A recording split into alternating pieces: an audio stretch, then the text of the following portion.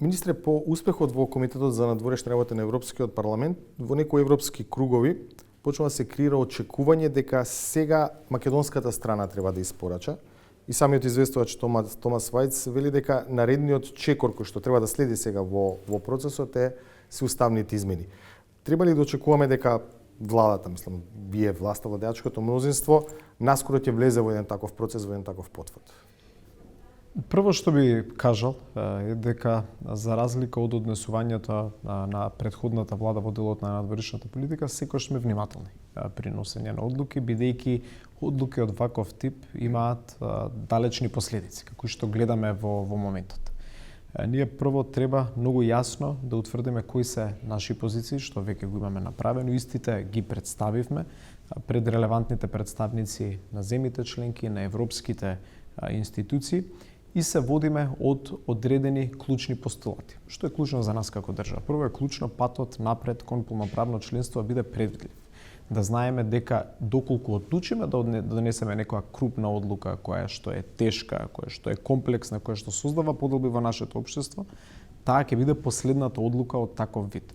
Во моментот, посебно по развојот на состојбите во рамките на АФЕТ, станува се поочигледно дека е точна нашата констатација, која што имавме па дури од времето кога бевме главна опозицијска партија во државата, дека не се работи за уставни измени, се работи за нешто подлабоко и покомплексно, посебно кога е во прашање односот на Бугарија кон македонското прашање, однос кој што навлегува во теми кои што е неприродно се навлегува во 21. век, посебно помеѓу два НАТО сојузници, но тема која што навлегува во нашиот идентитет и во нашиот јазик. Јас се уште не можам да разберам што е тоа модерен македонски идентитет и модерен македонски јазик, како што има некој обид да се вметна таква една фраза во овој документ од Европскиот парламент.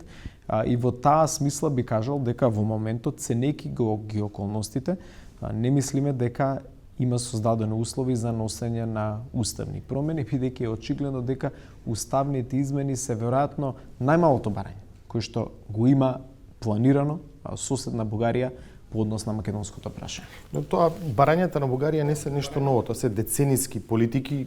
Сега дали ние ќе пробаме да ги едуцираме или да ја промениме нивната историографија или политика, или како држава ќе пробаме да најдеме начин истовремено да завршиме таа втора стратешка цел, тоа е зачленувањето во Европската унија. Тоа е нашата најголема неостварена стратешка цел и ќе остане. Дури не ја реализираме и можеме да зборуваме и многу подолго што владата направила во последната година, но би сакал конкретно се навратам на вашето прашање. Работата да имаме предвидлив пат. Предвидлив пат не можеме да имаме доколку импровизираме. Како што ќе повторам, за жал го правеа тоа нашите претходници, но ете да престанеме да зборуваме за нив. Јавноста многу добро следе што се случуваше, да зборуваме за како го гледаме ние патот напред. Прво живееме во едно навистина сложено време. Геополитичките состојби сите ги следиме и повеќе конфликтни зони постојат на светот. Некои се смируваат, некои повторно се појавуваат, но сето тоа значи дека Европа, светот живее во еден многу комплексен период. За Европската унија од стратешко, не само политичко, туку и безбедносно стратешко прашање да го интегрира целосно регионот на Западниот Балкан во Европската унија. Но Европската унија тука треба да покаже посветеност и треба да покаже дека нема да дозволува поединечни земји членки да ја попречуваат таа стабилност која што на самата Европа е потребна. Исто така и на нас, без никаков сомнеш не е потребна, но заеднички не е потребна да бидат попречувани заради идентитетски прашања кои што се согласувам со вас, влечат корен па и повеќе од 20-30 години, можеби 50, 60, 70 години историски ако гледаме.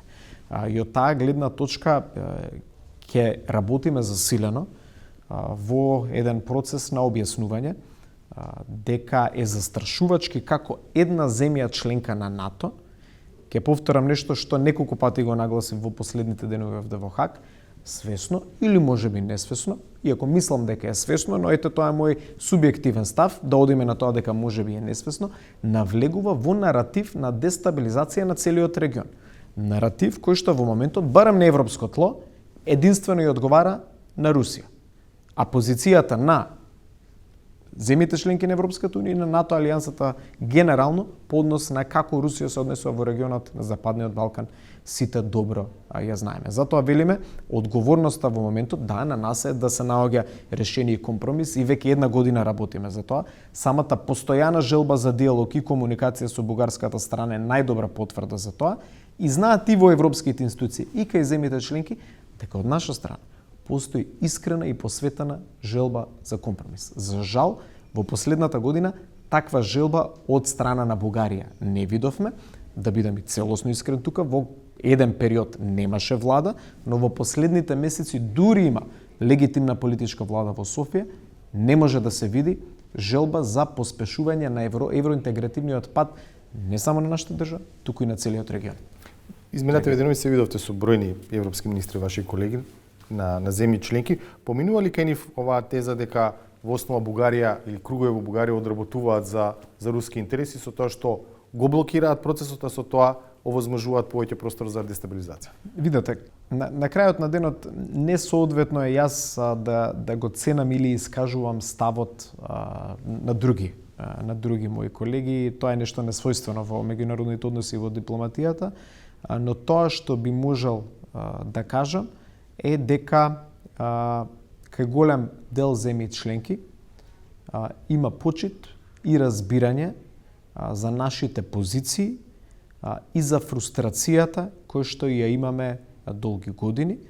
И тоа што би можел да кажам е дека за жал самата Европска унија и земјите членки мора да покажат на дело дека се посветени кон политиката на проширување, бидејќи гледаме многу реторика, многу зборови кажани, но слаба испорака еден подолг период во делот на проширувањето и ова е време кога треба да го зграпчат геополитичкиот момент кој што го има, кој што е многу значен и оптимист сум дека може да се појави една таква можност во следниот период, но тоа ќе кажам не зависи единствено од нас. Ние ќе бидеме проактивен фактор во обид да се најде решение. Ако се вратиме на извештајот на Европскиот парламент за Македонија, германскиот европратеник Галер најави дека амандманот, или пред македонски јазик идентитет да стои современ, модерен, како ќе го наречеме, ќе биде предложен на пленарна седница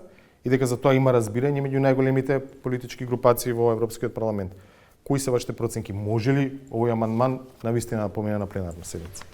Не можам да го исклучам тоа. Ние ќе ја продолжиме комуникацијата која што ја имаме подолг период со сите чинители во Европскиот парламент и со земјите членки и со европските институции во процесот на објаснување колку е штетен еден ваков амандман и каква далекосежна штета може да создаде врз нашиот процес на европска интеграција, но на крајот на денот тоа е едно демократско тело. Парламентарната демократија е комплексна, не е секогаш фер. Наше е да ги вложиме сите наши ресурси и сите наши капацитети како држава во процесот на едно фер и објективно информирање за нашите позиции, а и како нашите позиции може да влијаат генерално врз стабилноста на Европа. Имавте ли шанса се видите со вашиот бугарски колега Георгиев овде во Хаг? Се видовме неколку пати во неформална атмосфера. Ако се навратам на првото прашање, рековте дека е сега тешко во оваа фаза да се размислува, мнозинството и владата размислуваат за уставни измени. Има некои проценки во европски кругови дека можеби ситуацијата би се променила по локалните избори, дека мнозинството, дека владата тактизира со локалните избори. Дали можеби се подгрева вакво едно чувство кај европските кругови дека е можна некаква смена во ставот по локалните избори, бидејќи тие секако имаат политички товар, или, како што веќе рековте, во оваа фаза е илузорно да се зборува за уставни измени?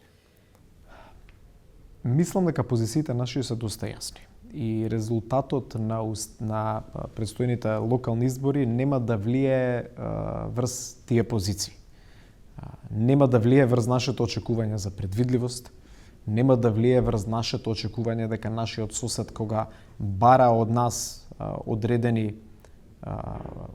одредени промени во делот на малцинските права, треба да очекува дека и ние ќе имаме некои очекување дека од нивна страна ќе се почитуваат пресудите на ЕСЧП, наше очекување за поголема јасност во европските документи, дека нема повторно да бидеме доведени во иста ситуација како што сме доведени, бидејќи ќе го повторам тоа што и граѓаните многу добро го знаат. Не е ова прва отстапка која што се бара од нашата држава од ваков вид. И да, процесот на европска интеграција на сите земји, во сите фази на проширување бил тежок и комплексен. Но ниту еден не бил како тој што бил македонскиот и се уште е македонскиот случај. И од таа гледна точка не очекувам по локалните избори да има промена по однос на позицијата која што ние како држава го имаме по ова прашање. Интервјуо го снимаме додека траеле, завршува самитот на НАТО овде во Хаг, се донесува некои сериозни одлуки, се смета дека овој самит е еден од можеби најбитните по завршувањето на студената војна, пред се во делот на зголемувањето на трошоците во делот на одбраната.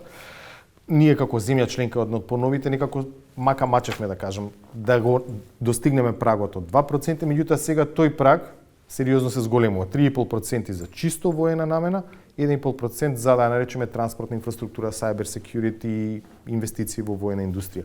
Како ова, како релативно мала земја и мала членка ќе го постигне?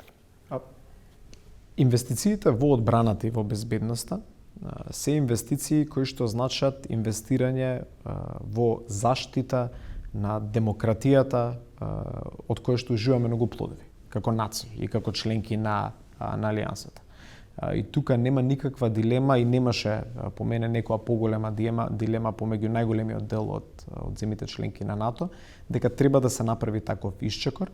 Тоа не е промена која што ќе почне веќе од следната година, има 10 годишен период за да се достигне тој праг од 3,5 плюс 1,5%, односно вкупно 5%, како што кажавте вие, се зголеми, односно се прошири, би рекол, дефиницијата на што е тоа трошоци во делот на одбраната, да се вклучат многу значајни аспекти за одвраќањето, како што е инвестициите во инфраструктурата, инвестиции поврзани со индустриализацијата и создавање на посилни одбранбени сектори. Од таа гледна точка ние како влада веќе работиме на план за како во периодот од следните 10 години ќе го достигнеме тој нов минимален праг кој што се воспоставува, а е 5%. Не велам дека тоа ќе биде лесно.